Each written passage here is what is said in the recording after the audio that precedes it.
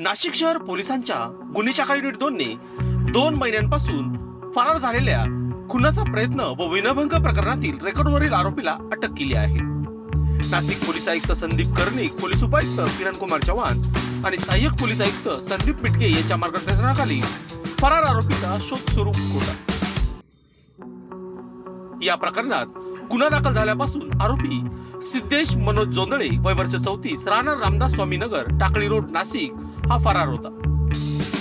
गुन्हे शाखा युनिट 2 चे प्रभारी अधिकारी सहाय्यक पोलीस निरीक्षक हेमंत तोडकर यांना मिळालेल्या गोपनीय माहितीनुसार आरोपी ज्ञानेश्वर नगर पाथर्डी पाटा परिसरात येणार असल्याची माहिती मिळाली। त्यानुसार पोलिसांनी सापळा रचून आरोपीला ताब्यात घेतले। चौकशी दरम्यान आरोपीने संबंधित गुन्ह्याची कबुली दिल्यानंतर पुढील कारवाईसाठी त्याला उपनगर पोलीस ठाण्याच्या ताब्यात देण्यात आले। तपासादरम्यान आरोपी विरुद्ध यापूर्वी भारतीय हत्यार कायदा कलम 3/25 अंतर्गत गुन्हा दाखल करत असल्याचे उघड झाले आहे। सदरची कामगिरी गुन्हे शाखा युनिट 2 चे प्रभारी अधिकारी हेमंत तोडकर, सहाय्यक पोलीस निरीक्षक डॉक्टर समाधान हिरे, उपनिरीक्षक बाळू शेळके,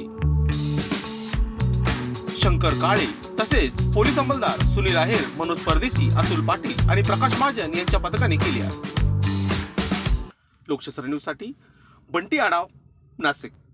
लोकांनी लोकांसाठी उचललेले अस्त्र म्हणजेच लोकशास्त्र न्यूज।